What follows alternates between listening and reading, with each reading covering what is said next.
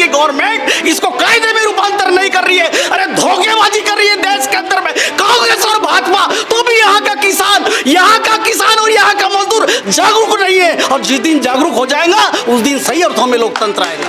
उस आंदोलन में 600 किसानों की हत्या हुई। ये किसान विरोधी सरकार है।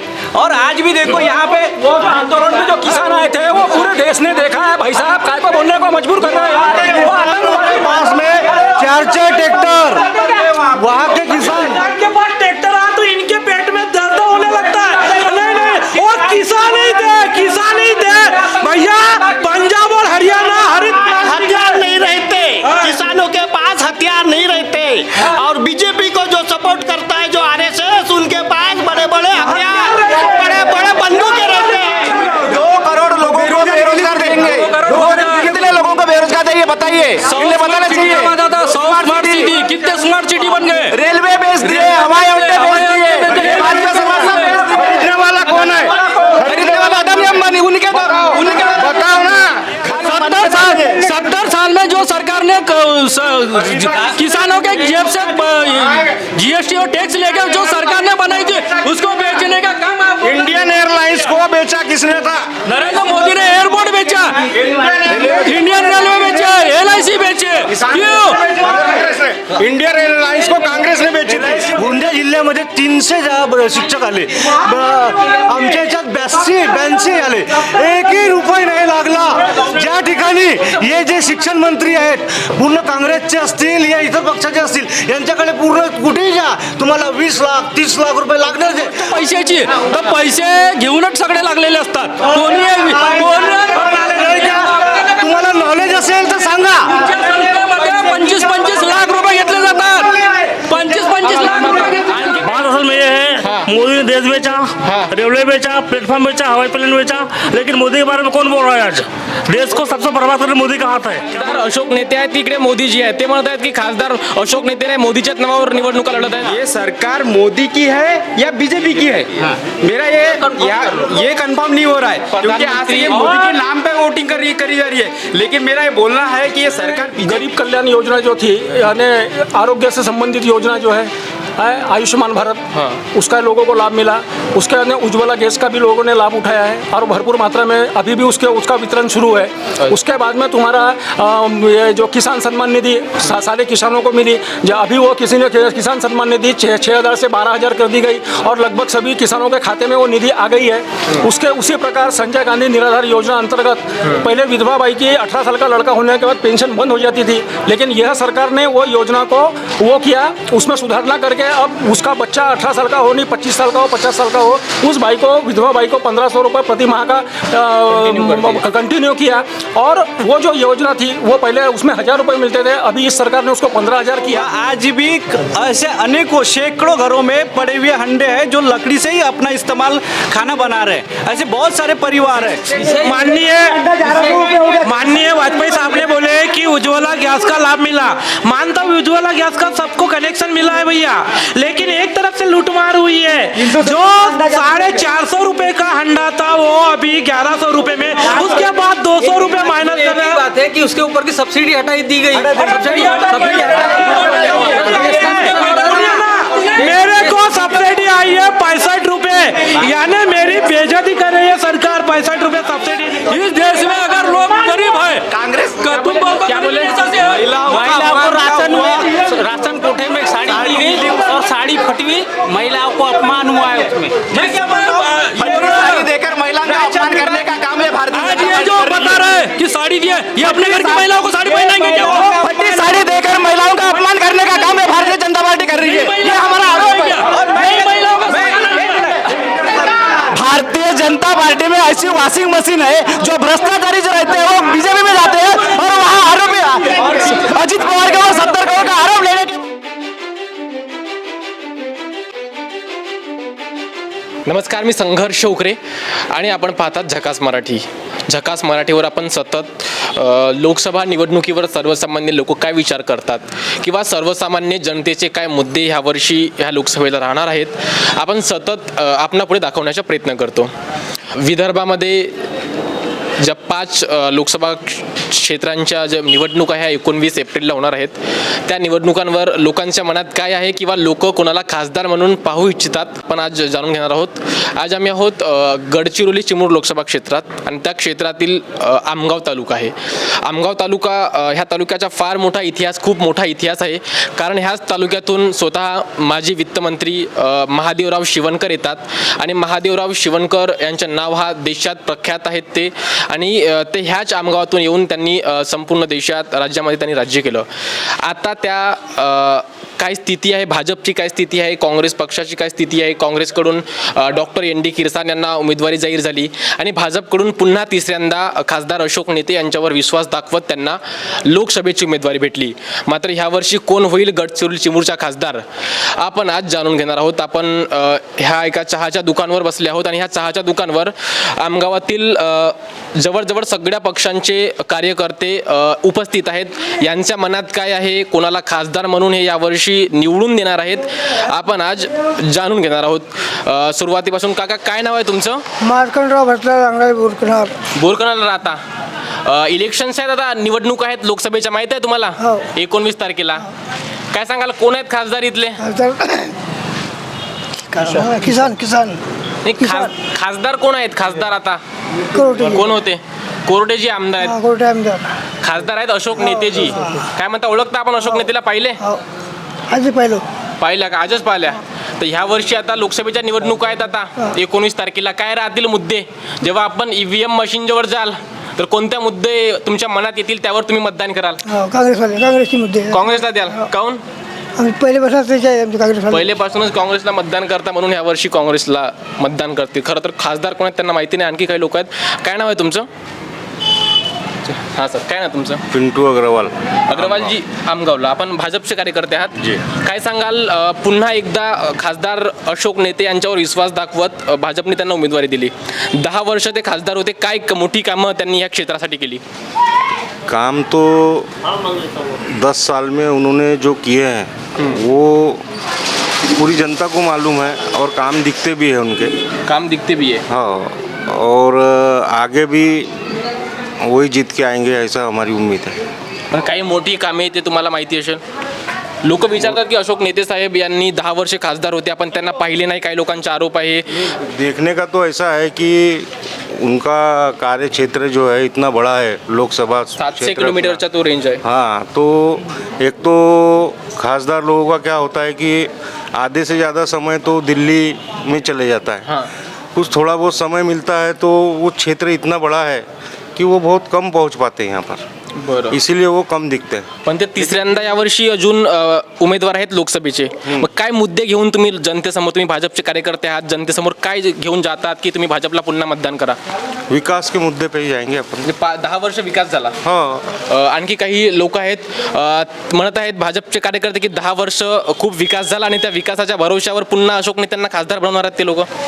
पहली बात तो बताया जाएगा कि विकास तो पैदा हुआ ही नहीं है, सिर्फ जुमले पैदा हुए हैं. और जो हमारे माननीय खासदार साहब है, तो अभी आप सर्वे करोगे तो किसी को भी पता नहीं ये खासदार कौन था इस एरिया का. ऐसे मिस्टर इंडिया थे हमारे खासदार. और देखा जाएगा तो विकास तो दिख ही नहीं रहा है. ज़मीनी लेवल पे कहीं हुआ होगा तो पता 700 नहीं. मीटरचा रेंज आहे आणि त्यामुळे त्यांना अर्धा वेळ दिल्लीत राहतात म्हणतात ते. तर इकडे लोकांसाठीच तर ते तिकडे दिल्लीत राहतात.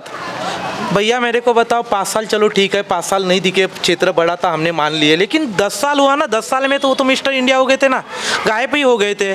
10 साल में मेरे को शायद ही उनके नाम की कोई सभा मंडप होगा तो बताइए, या कुछ काम होगा तो बताइए. कुछ भी काम नहीं दिख रहा है हमारे को तो. और जो मेरे को तो समझ में नहीं आ रहा था, मैं खासदार है क्या नहीं है. मैं तो नरेंद्र मोदी साहब को ही खासदार समझता था इस एरिया का, क्योंकि जिस हिसाब से चल रहा है अभी, वो तो कई खासदार तो दिख ही नहीं रहा है ना. लोकशाही में जिस खासदार की भूमिका रहती है और खासदार ने अपने एरिया का कौन सा विकास के कामें करना चाहिए, वो नहीं दिख रहा है. ना इंडस्ट्री आई है, ना कुछ आई है, ना हमारे युवाओं को ना रोजगार मिला, ना कुछ मिला. म्हणतात की खासदार तर 10 वर्ष मिस्टर इंडिया होते, 10 वर्षात ते दिसलेच नाही. मिस्टर इंडिया जवळ लाल घडी होती. लाल घडी होती. हां. त्या घडीमध्ये बघायला पाहिजे होतं. गोष्ट महत्त्वाची आहे की हा 700 मीटर असेल या 1000 मीटर असेल, हा आहे मुद्दा आहे की किलोमीटरचा मुद्दा आहे. एवढा मोठा परिश्रम, हा अन्याय आहे आमच्यावर. हा अन्याय आहे. आमगाव आणि हा विधानसभा जो आहे सालेकसा, देवरी, आमगाव ह्या 3 तालुक्यावर हा अन्याय झालेला आहे. परिसीमनमुळे आमचा खरोखरच विकास झाला नाही. पण अशोक नेते साहेबांनी मागील पंचवार्षिकी याच्यामध्ये काम केलं असेल म्हणून सेकंड रेजिम मिळाली त्यांना. आजही त्यांना आज लेवलचे त्यांच्या लेवलचे कामं झाले असतील, त्या खासदारच्या लेवलचे मोठे मोठे कामं असतात. झाले असतील पण तुम्ही पाहिले का? हां, पाहिले आहेत ना. कोणते त्यांचे असे मोठे मोठे कार्य आहेत. उदाहरणार्थ? त्याच्यामध्ये खासदार फंडातून रस्ते असतील, मोठे पूल असतील, बंधारे असतील, हे भरपूर असे कामं झालेले आहेत त्यांच्या नियोजनामध्ये आहेत. पण आमची आमगाववासियांची हे अपेक्षा आहे की नवीन जोशाने जे लढत आहात, नवीन कार्यपद्धतीने तुम्ही आता समोर येतात मतदारांच्या समोर, पण एक असे मोठा एक प्रकल्प घेऊन या. बेरोजगाराच्या मोठा समस्या आहे साहेब आमच्या इथं. आम्ही आदिवासी बहुमूल्य लोक आहोत. आमच्या इथं बेरोजगारी हा एवढा मोठी समस्या आहे की आज आमच्याकडे रोजगाराचे कामं नाहीत, मजुरीचे कामं नाहीत. मग आमचे लोक जाणार कुठे? तुमचा भाजप पक्ष तर 2014ला रोजगाराच्या नावावर 2 करोड रोजगार देणार होते. किती? पक्षाचा हा विषय नाही. मी एक स्वतंत्र भाषण कार्यकर्ता, पण एक व्यक्ती, एक मतदार. माझ्या मतं आहे, मला मत मांडण्याचा अधिकार आहे. मतदान करण्याचा अधिकार आहे, तर मला मत मांडण्याचाही अधिकार आहे. म्हणून मी मतं कशा पद्धतीनं देणार? कार्यकर्ता आहे तर आपल्या पक्षाचं काम करेनच आणि त्या पक्षासाठी राबेन, त्या माणसासाठी राबेन. रोजगाराचा तिढा आतापर्यंत संपला नाही. तिढा संपला नाही. आणि हा संपाव म्हणून त्या जो कोणी नेता असेल, मग तो काँग्रेसचा असो, राष्ट्रवादीचा असो या भारतीय जनता पार्टीचा असो, त्या व्यक्तीने, त्या उमेदवारांनी हा रोजगाराची समस्या पार केली पाहिजे, त्याने निपटवली पाहिजे. हा महत्त्वाचा भाग आहे. काय सांगाल 10 वर्षांच्या अशोक नेत्यांचा कार्यकाळ आपण कसे पाहता? आणि ह्या वर्षी पुन्हा ते उमेदवार आहेत भाजपकडून आणि काँग्रेसकडून आहेत डॉक्टर ND किरसाण. दोघेही उमेदवाराला आपण कसे पाहता? जसा आताच बोलण्याला की 10 वर्षात त्यांनी खूप विकासाचे कामे केले आहेत. तर माझा एकच प्रश्न आहे की 10 वर्षात त्यांनी जो विकासाचे कामे केले आहेत आम्हाला दाखवून द्यावा. आमगावच्या जनतेला आमगाव रोड रस्ते पुलं एकाच 25 लाखाची निधी तरी दाखवून द्यावा, कोणत्या कुठे खर्च झाली आहे. मी आमदार साहेबांना फक्त ह्या 10 वर्षात एकदाच भेटलो. खासदार साहेबांना एकदाच भेटलो. संघर्ष समितीने जो रस्ता रोको जाम केला होता त्यावेळेस त्यांनी तो आता रोडाचं काम सुरू केलं आहे फिगर लावण्याच्या. मग तुमचे मुद्दे काय राहणार आहेत काँग्रेसवाल्यांचे? आम्हाला रोजगार पाहिजे. आज गोंदिया भंडारा जिल्ह्याचा माणूस आहे, आपला गडचिरोली क्षेत्राचा माणूस आहे, हैदराबाद मुंबई दिल्ली कमाल जातो. ह्या ठिकाणी युवकांसाठी कोणत्याही प्रकारचं रोजगार अवेलेबल नाही आहे. आम्ही का फक्त यांना आपले रोटी शिकण्याकरता निवडून देतो का? आम्हाला रोजगार पाहिजे. मला रोजगार पाहिजे आणि यावर्षी रोजगाराच्या नावावर ही लोकसभेची निवडणूक राहील. आणखी काही लोक आहेत. काका काय नाव आहे तुमचं? राकेश शेंडे. शेंडेजी काय सांगाल कशा प्रकारे ही लोकसभेची 2024ची निवडणूक रंगणार आहे? रंगणार आहे तर असं सांगू नाही शकत मला. कसे भाजपचे कार्यकर्ते आहात? भाजपचे आहो मी. बरं सांगा काय झालं 10 वर्षामध्ये? आता जसे आपले रस्ते निर्माण क्षेत्राचे गडकरी साहेब मंत्री आहेत ते आता आपल्या आमगावला जोडणारे देवरी आणि गोंदियाला जोडणारा जो रस्ता आहे तो सिमेंटीकरण झालेला आहे. तर गडकरी साहेब पूर्ण देशाचे रस्ते निर्माण मंत्री आहेत ते. आता जेव्हा ज्या माणसाने सांगितलं असेल तेव्हाच ते रस्ते बनले ना, तर कसा विकास झाला नाही? आता आमगावच्या मधला रस्ता जो बनलेला आहे तो का देवरीवाला आमगावच्या मधला जो रस्ता बनला आहे तो फंड कोणताही असो, पण खासदारांनी सांगितलं असन, ते ठेवलं असन तर तेव्हाच तो बनला ना. तो ऑटोमॅटिक त्या गडकरी साहेबांच्या लक्षामध्ये आला का अरे आमगावचा रस्ता बनला नाही तर तिथे बनवून टाकू म्हणून. जोपर्यंत कोणी खासदार प्रपोज करत नाही तोपर्यंत तिथला विकास होत नाही. बरोबर. आता ह्या एवढा मोठा जो परिसर आहे गडचिरोली क्षेत्र जो आहे 700 किलोमीटर, तुम्ही तुमच्याच सांगण्यानुसार 700 किलोमीटरचा परिसर आहे पूर्ण. त्याच्यामध्ये 20 तालुके येतात. त्या 20 तालुक्यामधून खासदार निधीमध्ये फक्त 5 करोड येते एका वर्षाचे. आता त्याला डिवाईड केलं तर 25 या 26 लाख रुपये येतात एका वर्षामध्ये. एक 26 लाख रुपये तुमच्या विकास निधी येते. तर आता तुम्ही विचार करा की एका तालुक्याला, आमगावसारख्या तालुक्याला फक्त 23 लाख या 25 लाखामध्ये विकास होऊन जाईल का? त्यांनी 2 चावड्या निधी सरकारमध्ये भाजप आहे, निधी वाढवायला पाहिजे ना. सेंट्रल गव्हर्नमेंटचा विषय आहे तो. चुकीचे बोलत आहेत. 5 करोड निधी येते 26 लाख. 5 करोड़ 20 तालुकों में डिवाइड करो ना आप. एक खासदार को 5 करोड़ रुपए आता है, तो 5 करोड़ को 20 तालुकों में डिवाइड कर दो. आप सोच लो कितना आता है. तो अब विकास नीति उस विकास में एक रस्ते को भी अगर 5 लाख रुपए देते तो 4 रस्ते बनेंगे ना. त्यांचं असं म्हणणं आहे की खासदाराला 5 करोडची निधी भेटते आणि ते निधी आता 4-5 विधानसभामध्ये त्यांना डिवाइड करावा लागतो. काय सांगाल? माझं एक असं म्हणणं आहे की जसं सगळ्यांनी म्हटलं आहे की खासदार साहेब हे 700 किलोमीटर दूर अंतरावर आहेत. बरं. त्याच्यामुळे लोकांची भेटीगाठी होऊ शकत नाही. दुसरा मुद्द्याने असं मांडलेलं आहे की त्यांना फक्त वर्षाला 5 करोड रुपये निधी येते. माझं असं म्हणणं आहे की ते सत्तेमध्ये होते, सत्तेमध्ये अतिरिक्त निधी आणता येतो सरकारकडून. आपण सरकारमध्ये बसलेलो होतात, त्यांचा जर विकास ठीक आहे तो नाही झाला, परंतु या नरेंद्र मोदी साहेबांनी प्रत्येक खासदाराला एक आदर्श गाव, एका गावाचा विकास करण्याकरता ते कोणती तरी योजना आणली होती, गाव विकास योजना एक. त्या गावाचं दत्तक गाव योजना, त्या गावाचा तरी विकास झाला का? ज्यांनी या लोकांनी दत्तक घेतलेलं होतं त्या गावाचा तरी विकास झाला का? तर आम्ही त्याला त्या गावाचा तरी विकास करून ज्यांनी दाखवला असेल तर तो सांगावा. तिथले रोड रस्ते झाले का? तिथले नाही दत्तक पंतप्रधान नरेंद्र मोदी यांनी हर सांसद को दत्तक गाँव योजना की जो हर कोई भी पक्ष का संसद था. अरे आप बताओ ना, आप जिल्हा गाव का प्रपोजल रखा गया था? कोणत्या एखाद्या गावाच्या नाव प्रपोजल पाठवलं होता की हा गाव दत्तक गाव आहे म्हणून? दत्तक तुमच्या खासदारांनी घेतलंय, आम्ही ना सांगितलेल्या गावाला दत्तक नाही घेतलं त्यांनी. कंपल्सरी होतं प्रत्येक खासदाराला ते सांगण्यात आलं होतं. माननीय पंतप्रधान मोदीजींनी सांगितलंय की प्रत्येक खासदारांनी सांगितलं, पंतप्रधानांनी सांगितलं की एका खासदाराला एक गाव दत्तक घेऊन त्याचा विकास करायचा आहे आणि त्या एका गावाच्या विकासाच्या मॉडेलवर त्यांना आणखी दुसऱ्या गावांना त्यांना डेव्हलपमेंट करायचे, आदर्श गाव बनवायचे. काय सांगाल? आपला गडचिरोली लोकसभा चिमूर इतका मोठा आहे की एकच गाव त्याला आदर्श म्हणून करायचं आहे. बरं ते गडचिरोली केलेलं आहे आदर्श म्हणून आपल्या इकडे नाही आहे. तो गडचिरोलीला कोणता गाव आहे? गडचिरोलीकडे असेल ना. आम्ही आता एवढा मोठा क्षेत्र लोकसभा क्षेत्र आम्ही काय माहीत करतोय, तो स्वतः खासदारला माहीत असेल. गोंदिया भंडारा लोकसभा क्षेत्रामध्ये ज्यावेळेस राजकुमार बडोले मंत्री होते, पालकमंत्री होते, त्यावेळेस झाशीनगर गाव त्यांनी दत्तक घेतला होती. झाशीनगर गावाला गेलो होती, ते आताही दगड निघालेले आहेत आताच्या वर्तमान स्थितीत. जगते आता ते आमदार नाही आहेत, पण ते ज्यावेळेस आमदार होते, पालकमंत्री होते, त्यांनी तो गाव दत्तक घेतला होती. त्या गावाचा कोणत्याही प्रकारचा विकास झालेला नाही आहे. सांगा काय म्हणाल, काय राहतील यावर्षी आणखी मुद्दे? जसं नरेंद्र मोदी साहेबांनी 2014 ते आता 2024 पर्यंत अनेक योजना लॉन्च केली. कोणकोणत्या योजनांचा लाभ ह्या गडचिरोली चिमूर लोकसभा क्षेत्रातील लोकांना झाला? त्यांच्या आकडे आपण भाजपचे आहात, तुमच्याकडे येत असतील. कोणकोणत्या योजनांचा लाभ लोकांना भेटला? लोक खुश झाले त्या योजना पाहून? जैसे कि अभी जो चर्चा चल रही थी, चर्चा में बोला गया विकास पैदा ही नहीं हुआ. विकास पैदा नहीं हुआ तो जो इतनी अनंत योजना है, खासदार अशोक नेते ये प्रतिनिधि है, हमने उनको लोकसभा में भेजा है. जब वो अपने क्षेत्र का विषय रखते नहीं. आज कोविड के अंदर में इतने पूरे देश में महामारी चल रही थी, पूरे विश्व में महामारी चल रही थी.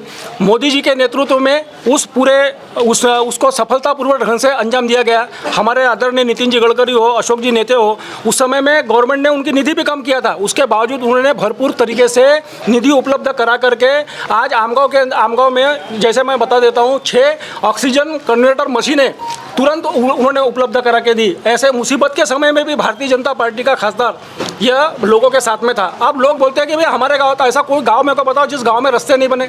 ऐसा कोई गांव नहीं है जो, क्योंकि अनन्य योजनाओं के माध्यम जो सत्यता है, जो सत्यता ही बता रहा हूँ आपको. मेरे को एक बताओ कि ये ग्राम पंचायत से लेकर खासदार तक के ये चैनल है. ग्राम पंचायत है, जिला परिषद है, पंचायत समिति है, आमदार है, खासदार है, सबका अपना अपना बना हुआ है. और खासदार यह राष्ट्रीयता का विषय है और राष्ट्रीय लेवल पर जो काम होने थे वो हुए. रोड रास्ते जो है उनका डिपार्टमेंट नितिन जी है, उन्होंने सिफारिश की है, मंजूर करा है. आज गडचिरोली जिला जो है, गडचिरोली जिले में आमगांव विधानसभा ये एकदम अलग सलग पड़ती है.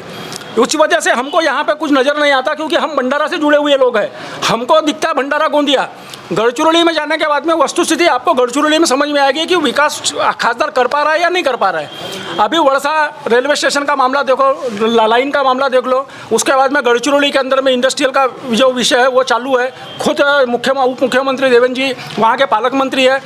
और ये जो सारी जो है ये उन्हीं के सहयोग से कहीं ना कहीं हो रही है. मी म्हटलं आमगांव रेलवे स्टेशन का ले लो, एक 500 कुछ जो अमृत रेलवे स्टेशन के हुए, जिसमें आमगांव रेलवे स्टेशन का भी समावेश हुआ, जिसका भी उद्घाटन कार्यक्रम संपन्न हुआ था. और ये आमगांव रेलवे स्टेशन एक मॉडल रेलवे स्टेशन के रूप में तैयार हो रहा है और ये खासदार के विषय है.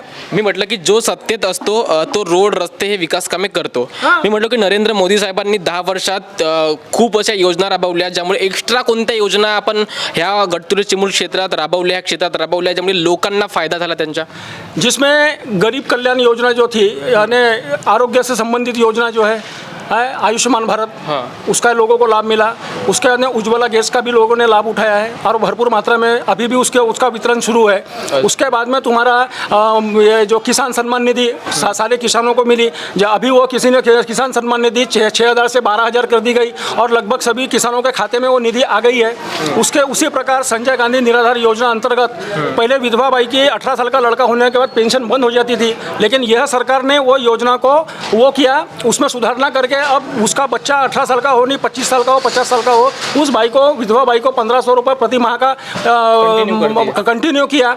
और वो जो योजना थी वो पहले उसमें 1,000 रुपये मिलते थे, अभी इस सरकार ने उसको 15,000 किया, किसानों 1,500 किया। तो ऐसे अनंत जो योजनाएं हैं वो सरकार ने दी है। और अब कैसा है कि विकास हर आदमी अपने अपने नज़रों से विकास देख रहा है, इसलिए उसको लगता है कि उसका विकास नहीं हुआ, लेकिन समूल अगर आप चर्चा करेंगे तो इस देश में मोदी जी की गारंटी ये जो विषय है, मोदी जी ने जो वादे किए थे राष्ट्रीय लेवल के अंतर्राष्ट्रीय लेवल के उन्होंने वो पूर्ण करने का प्रयास किया है और आगे आने वाले समय में वो पूर्ण करने वाले हैं। किसी भी योजना का 100% विकास नहीं हुआ या लाभार्थियों को लाभ नहीं मिला। इधर मानता है कि उज्ज्वला योजना के बारे में बताना चाहूँगा, आज भी ऐसे अनेकों सैकड़ों घरों में पड़े हुए हंडे हैं जो लकड़ी से ही अपना इस्तेमाल खाना बना रहे हैं। ऐसे बहुत सारे परिवार हैं जो 1,100 रुपये आज जो सरकार गैस के ऊपर सब्सिडी देने की बात कर रही है, ये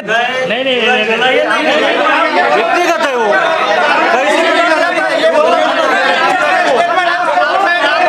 आपने 100 रुपये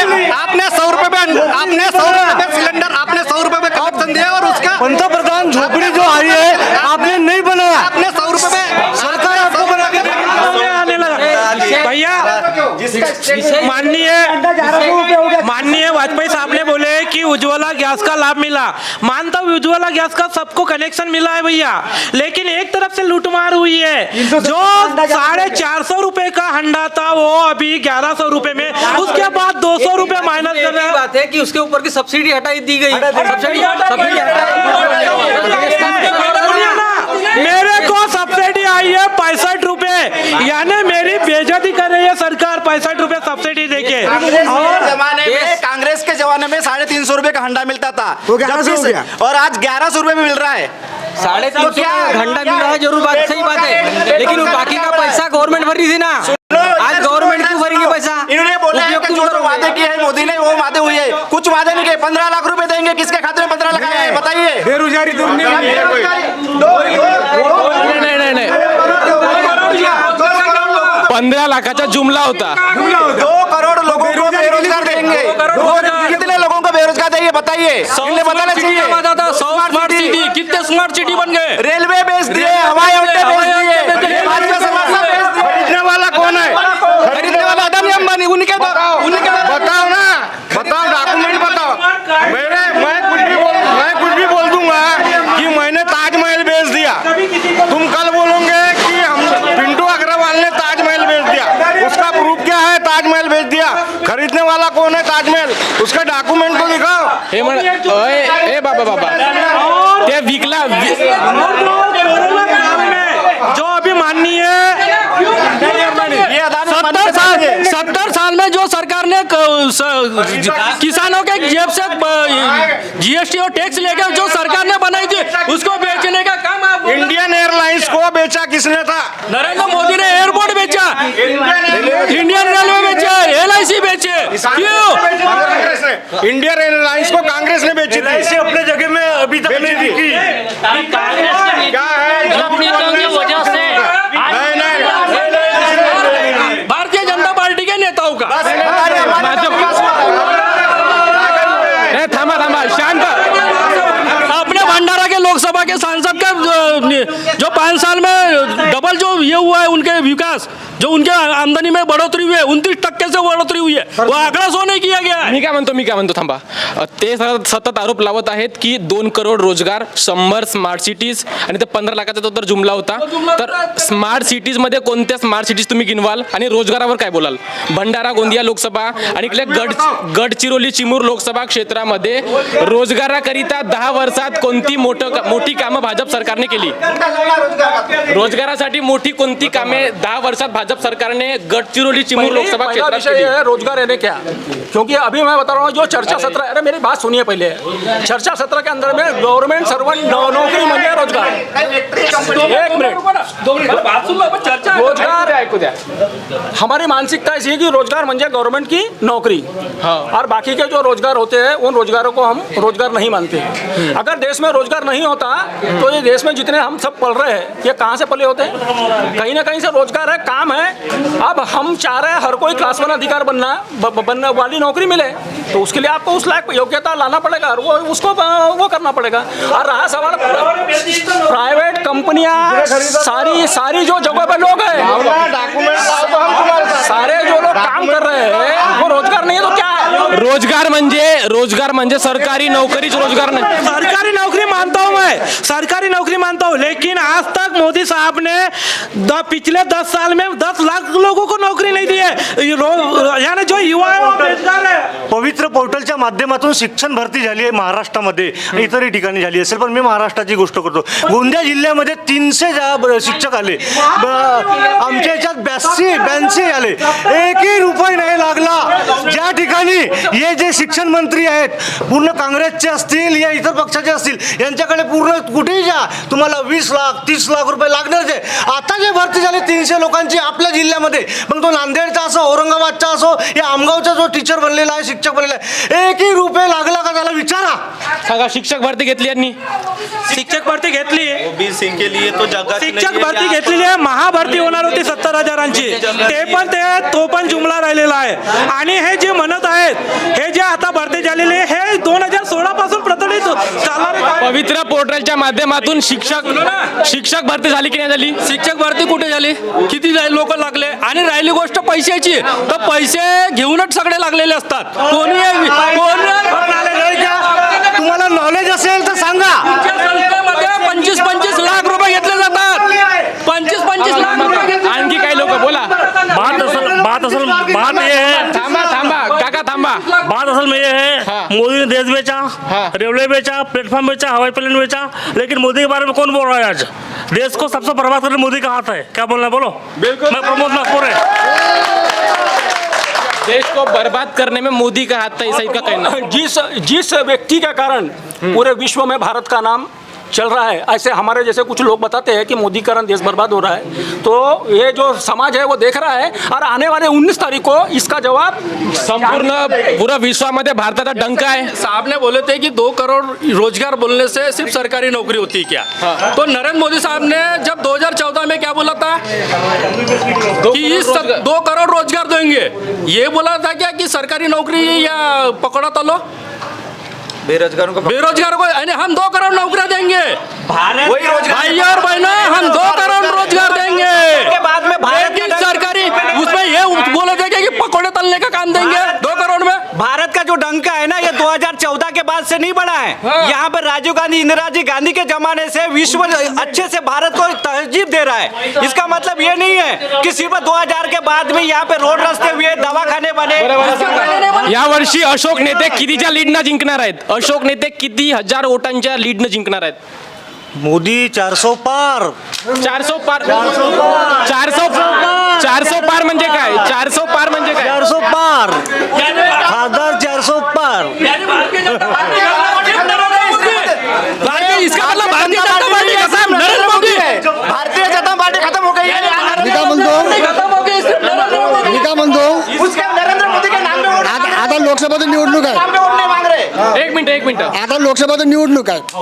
याच्या आधी 10 वर्ष तुमचे अशोक नेते इथं खासदार आहेत. त्यांचे काम दाखवा, कुठे कुठे काम केले तुम्ही का? आमदार जरी आमदार काँग्रेसचे असतील, आपण आता निवडणूक लोकसभाची आहे. मोदी ने जितने पक्ष थे, तो आमचा आरोप आहे.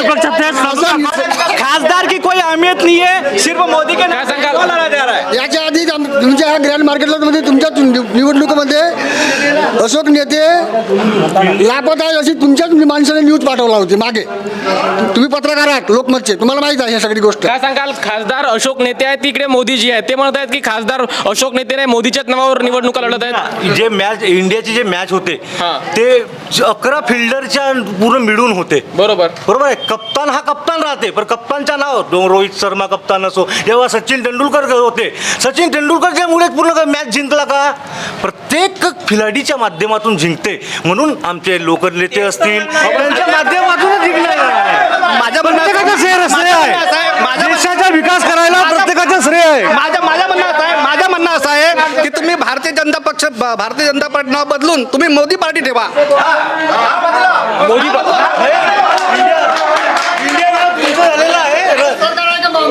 गठबंधन इंडिया हा वेगळा भाग आहे, हा भारतीय जनता पार्टी गठबंधन हा वेगळा भाग आहे. आम्ही ना तुम्ही हा भारतामध्ये राहतो. नाही एक मिनिट राजू भाऊ, आम्ही कांग्रेस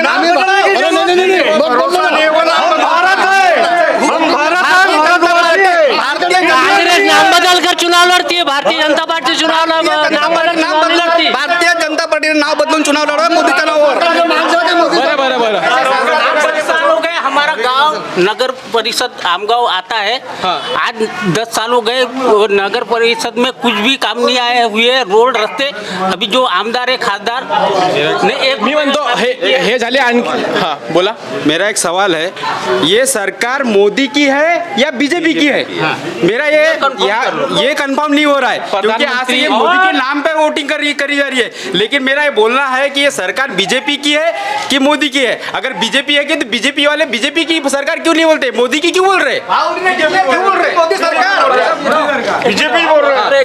बोलो. इसके पहले कांग्रेस की सरकार थी. सम्माननीय इंदिरा जी गांधी देश के प्रधानमंत्री हुआ करते थे. तब इंदिरा जी के नाम से वोट मांगते थे कांग्रेस वाले. आपको याद दिला देता हूँ, राजीव गांधी के नाम से मांगते थे. ये हमको मत बताओ. आज तक के कोई प्रधानमंत्री हुआ है कांग्रेस का, कहीं काम उसका नाम नहीं लिया गया है. राजघराना परिवार खत्म कर दी मोदी सरकार. मोदी के नेतृत्व में भारतीय जनता पार्टी वोट मांगता नहीं रहेगा. ये देश में पहली बार हुआ है, इसके पहले कभी ऐसी सरकार नहीं हुई. ये पहली बार हुआ है ऐसा, ये मोदी सरकार पहली बार हुआ है ऐसा. बोला. बीजेपी सरकार ये पूरे देश की सरकार है. और पहली बात खासदार की करना चाहूँगा और मोदी जी की करना चाहूँगा. ब्रांड होता है. एक बार मोदी जी ने जो अपने काम किए जनता को अच्छा लगा, डबल लाए. क्योंकि राजेशाही नहीं है, शाही तो लोकशाही है. जो वोट देगा वो जित के लाएगा. अगर मोदी जी के काम में फाल्ट होता है या मोदी जी कुछ काम गलत करते तो मोदी जी डबल नहीं आते. और बात आ गई अशोक जी नेते साहब की, तो पहली बार उन्होंने अच्छा काम किए करके जनता ने चुन के दिए. क्या किए? सुनो. दूसरा बार अच्छा काम किए करके डबल चुन के आए, और तीसरी बार अच्छा काम करेंगे तो चौथी बार भी आएंगे.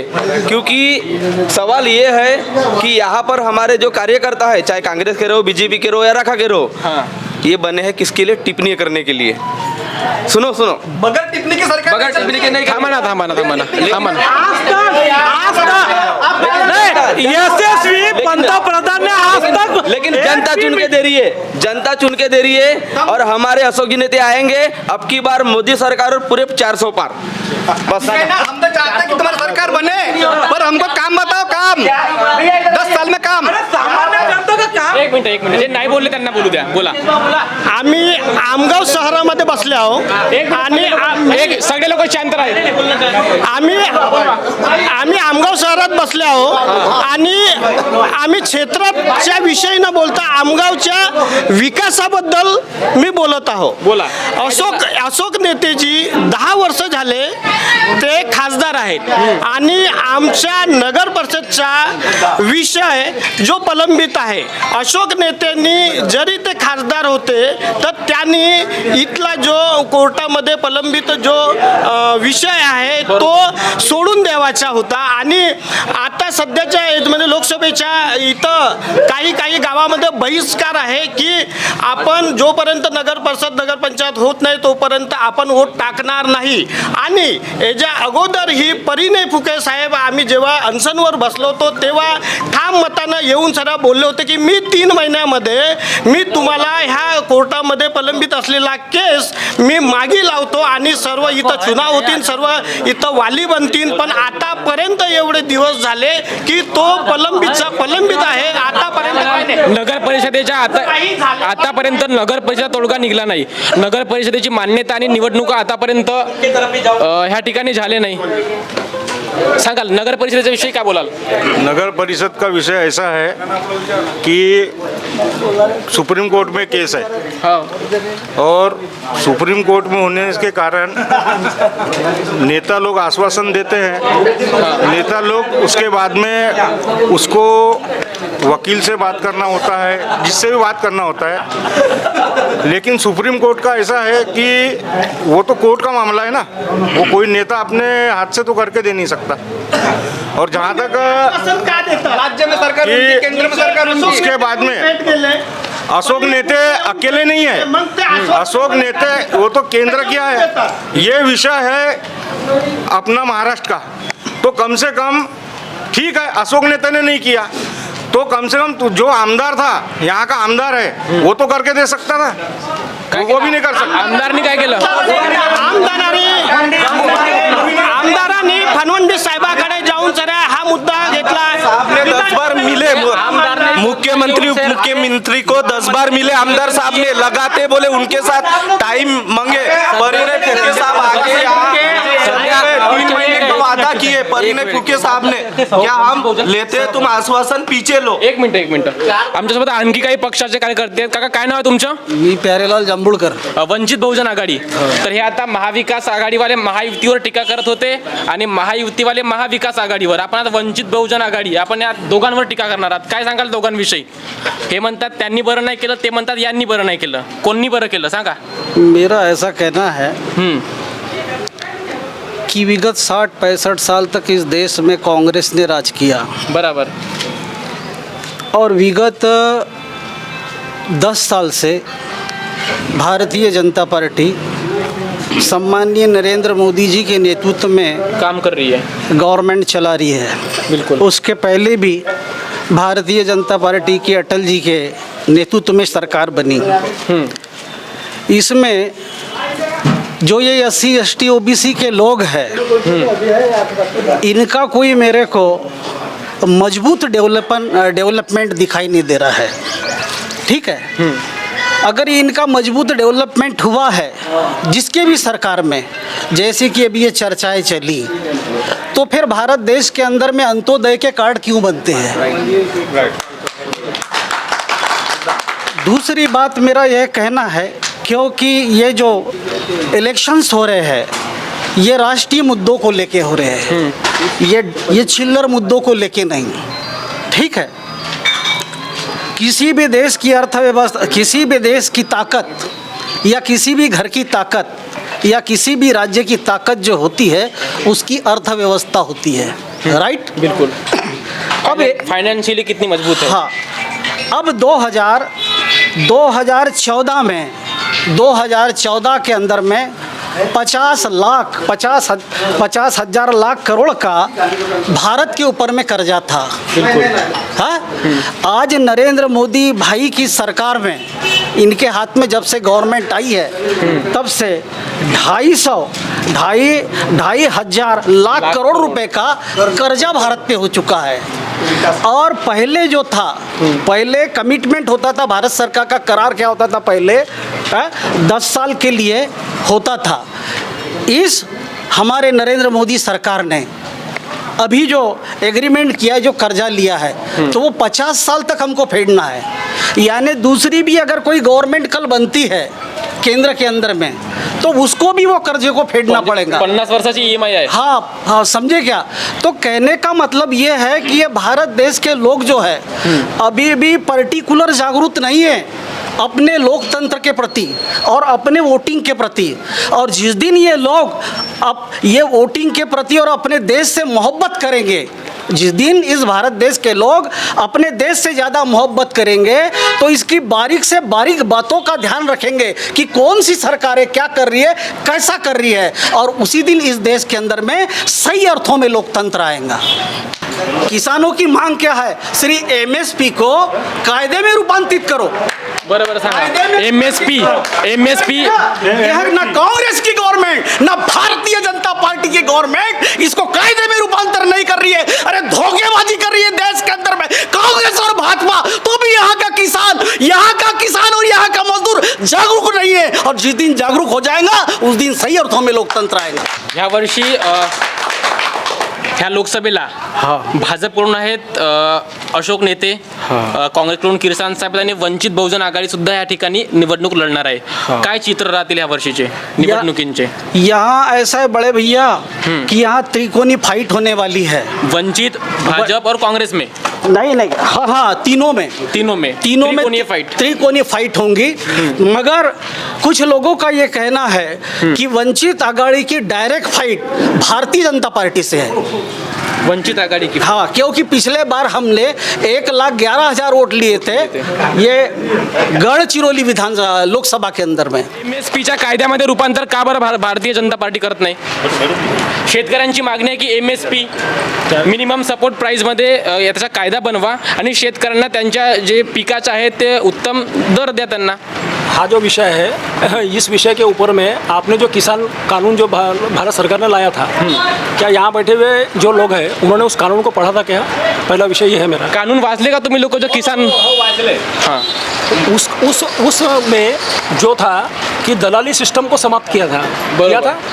आपके खेत में जो उत्पन्न होगा आप डायरेक्ट कहीं पर भी मंडी में बेच सकते हैं। बरोबर। आपका रेट तय करने का अधिकार भी आपको था कि आपका माल आपको बेचना है। आज कृषि उत्पन्न बाजार समिति में जब धान आता है तो बोली आड़ता दलाल लगाता है। बिहार में और बिहार की स्थिति देख लीजिए, 800 रुपए किलो, 800 रुपए क्विंटल धान का रेट है। जो मोदी साहब ने जो तरतूद लाए थे ना, और डायरेक्ट यानी किसान का डायरेक्ट व्यापार से ये होगा करके दलाली बीच में बंद होगी। वहाँ किसान का धान लेने के लिए व्यापार लोग नहीं थे। मंडियाँ जो थी सरकारी मंडी को खत्म करने की एक साजिश थी बीजेपी की, और उसी के लिए एमएसपी को कायदे में रूपांतरित नहीं किया जा रहा है, और एक बहुत बड़ी साजिश के तहत किसानों से खिलवाड़ किया जा रहा है। उस आंदोलन में 600 किसानों की हत्या हुई। ये किसान विरोधी सरकार है। और आज भी देखो यहाँ पे वो जो आंदोलन में जो किसान आए थे वो पूरे देश ने देखा है। भाई साहब काय को बोलने को मजबूर कर रहे हैं यार। वो आतंकवादी पास में 4 ट्रैक्टर वहाँ के किसान। एक मिनट किसान के पास ट्रैक्टर आ तो इनके पेट में दर्द होने लगता है। नहीं, वो किसान ही दे भैया। पंजाब और हरियाणा हथियार नहीं रहते, किसानों के पास हथियार नहीं रहते, और बीजेपी को जो सपोर्ट करता है जो आरएसएस, उनके पास बड़े बड़े हथियार, बड़े बड़े बंदूकें रहते हैं। उनको क्या बोला जाएगा? आतंकवादी कौन है? तो किसान आतंकवादी नहीं है। हालांकि वो अपना विकास करके ट्रैक्टर ले लिया। ट्रैक्टर रैली निकालने का मतलब ये नहीं कि वो किसान हो गया। शेतकऱ्यांकडे ट्रॅक्टर असणे स्वाभाविक गोष्ट आहे। ट्रॅक्टरचा गोष्ट नाही आहे, विषय तो नाही आहे। ट्रैक्टर का विषय नहीं है। विषय यह है कि जिस प्रकार का वहाँ पे हुआ, जब देश में कोरोना काल आया, कोरोना काल में एक सभ्य जो किसान होता है ना, हमने भी किसान देखे, हमारे क्षेत्र में भी किसान है जो परिस्थितियों को देख करके सरकार के साथ में अपनी मांगों का वो करते हैं। माननीय राष्ट्रपति बोल रहे हैं कि वैक्सीन बनाई, मैं तो मानता हूँ वैक्सीन बनाई, लेकिन 500 करोड़ रुपए का उनसे फंडिंग ली है। ये इतना बड़ा घोटाला किया है कोरोना के नाम। इलेक्ट्रॉल बॉन्ड आया है, मेडिसिन कंपनियों से बॉन्ड लिया गया। ये क्या भ्रष्टाचार नहीं है क्या? काय सांगाल इलेक्ट्रॉल बॉन्डवर भाजपवर आता? WHO ने सराहना की है भारत देश की, कि भारत को भी बचाई उसने और पूरे देश को बचाई। और आप इलेक्ट्रॉनिक की बात कर रहे हो। WHO की रिपोर्ट है 50 लाख के ऊपर लोग ये भारत देश के जो जिसका निष्पक्ष कुछ भी लेना देना नहीं था, उतने लोग मारने का काम माननीय नरेंद्र मोदी। आपदा की किसी को बताते नहीं आती, कुछ न कुछ परसेंट में अपने को शहीद होना पड़ता है। आज की तारीख में पीपी किट चाइना से बुलाया गया, अनेकों देशों ने मदद की है कोरोना के काल में। भारत अभी भी बहुत दूर है। अभी ये विकास की जैसे दृष्टि- अभी राजीव भाव ने बोले कि कोई आपदा बता के नहीं आई थी। जो पुलवामा में हमला हुआ था, मणिपुर हमला, जो अभी राजीव, हमारे मित्र राजीव भाव ने बोले कि कोई भी आपदा बता के नहीं आती। पुलवामा जो हमला हुआ वो बता के नहीं हुआ, लेकिन पुलवामा के बाद में पाकिस्तान से जो चंदा लिए वो पूछता है भारत क्यों लिया गया। इलेक्ट्रॉल आटा 2 रुपए किलो नहीं, 2 रुपए लीटर नहीं आता।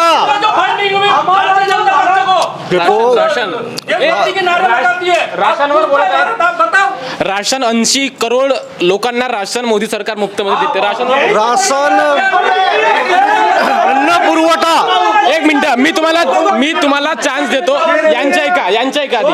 केंद्रीय हे सत्तेत आहेत, यांच्या ऐका. केंद्रीय आणि राज्य सरकारने अन्न पुरवठा योजनेअंतर्गत गरिबांना अन्न पुरवठा, त्याच्यात तांदूळ, गहू, डाळ, जेव्हा सण आले, छत्रपती शिवाजी महाराजांची जयंती आली, तेव्हाही सीधा मिळाला त्यांना. साड्या सुद्धा वाटत आहेत. साड्याही मिळाल्या त्यांना.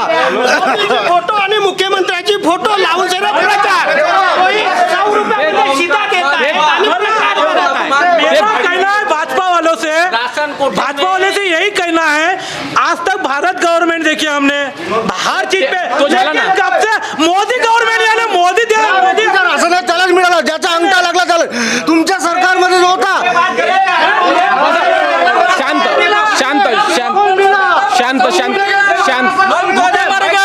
कोरोना काल में अंगूठे की क्या जरूरत थी? अगर ये इस देश में अगर लोग गरीब है, कांग्रेस तुम बोलते क्या बोले? महिलाओं को राशन कोठे में साड़ी दी गई और साड़ी फटवी, महिलाओं को अपमान हुआ है उसमें। साड़ी देकर महिलाओं का अपमान करने का काम है भारतीय आज ये जो बता रहे हैं कि साड़ी दिए, ये अपने घर की महिलाओं को साड़ी पहनाएंगे क्या? वो फटी साड़ी देकर महिलाओं का अपमान करने का काम है भारतीय जनता पार्टी कर रही है। ये हमारा आरोप है। नई महिलाओं का भारतीय जनता पार्टी जो कुछ भी करेगी वो इन लोगों को मान्य नहीं है। अच्छा भी करेगी तो केवल कांग्रेस लोगों के लिए करते रहेंगे इनको। आज तक के 60 साल में पूरे देश का सत्यानाश किया, वो मान्यता मालूम है, जनता करेगी। राजीव गांधी के जमाने में 1 रुपया, वो खुद बोलता था कि ये 100 रुपए भेजता हूँ तो 10 रुपए जाते. हमारे सरकार के जमाने में पूरे 100 के 100 पैसे जाते. डायरेक्ट पैसा जाता है, डायरेक्ट. जीतेगा तो 350 रुपए का बिल बना, एक साड़ी का, फटी साड़ी का 350 रुपए का बिल बना, जबकि मार्केट में 50 रुपए की वैल्यू है। और दूसरी बात, ये सरासर महिलाओं का अपमान है, क्योंकि अंत्योदय की महिला है और क्या बीपीएल की महिलाएं नहीं है? ये दूजा भेदभाव कर रही है यहाँ पे मोदी सरकार. ठीक आहे. आता मी शेवट करत आहो, ह्या डिबेटचा शेवट करत आहो. तुम्ही काँग्रेसवाले डॉक्टर नामदेव किरसानांना लोकांनी का म्हणून निवडून द्यावं? नवीन चेहरा है. नवीन चेहऱ्याचा विकास नाही आहे. विकास मुद्दा आहे, विकासाचा आहे. एज्युकेटेड आहेत, 3 डिग्री आहेत, त्यांच्याकडे PhD केलेले आहेत, शिक्षित आहेत आणि त्यांना एक सरकारमध्ये राहण्याचा अनुभव आहे. शासन आणि प्रशासन त्यांनी दोन्ही चालवलेलं आहे. त्यामुळे त्यांना निवडून देणे काळाची गरज आहे. आज देशामध्ये महागाई, बेरोजगारी, आज रोड रस्ते नाहीत. हे म्हणतात की हायवे बनले, आज गावातले रोड रस्ते सांगावं. कामटा रोडवर किती आंदोलन झालंय? बरं, अशोक नेतेंना का म्हणून निवडून द्यावं लोकांनी? अशोक नेते यांनी जसं सांगितलं की भाई की ते किरसान साहेब काही एवढे शिकले आहेत हे आहे, तर अशोक नेते काय अनपढ गवाराचे आहे का? आता माहिती सांगा ना त्यांनी सत्तेमध्ये 2 वेळ झाले. ते सत्तेमध्ये 2 वेळ आहेत, ते 2 वेळ श्रीकांत जी चढ़ पहाड़ा दिए. कांग्रेस वाले ऐसे जो अच्छा आदमी उनके पक्ष का रहता है उसको हराते और बीजेपी को वोट देते हैं.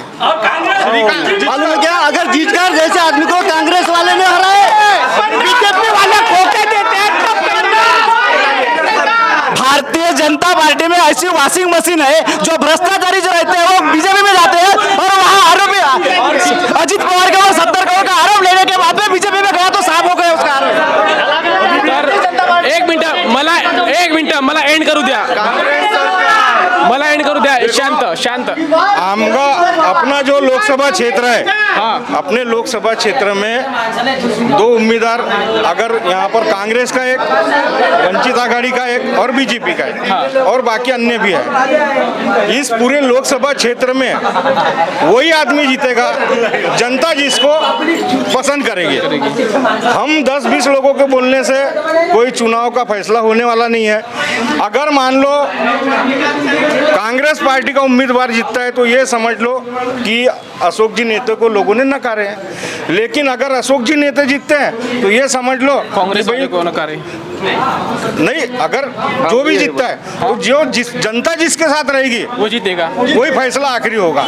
जनता ज्याच्यासोबत राहील तो शेवटी जिंकेल. कारण ही निवडणूक एक परीक्षा आहे आणि ह्या परीक्षेच्या 19 तारखेला ही परीक्षा आहे आणि याचे रिझल्ट लागणार आहे 4 जूनला. 4 जूनला माहीत चालेल की कोण होईल गडचिरोली चिमूरचा खासदार. तोपर्यंत आपण पाहता झकास मराठी. शेवटपर्यंत व्हिडिओ पाहिली. धन्यवाद.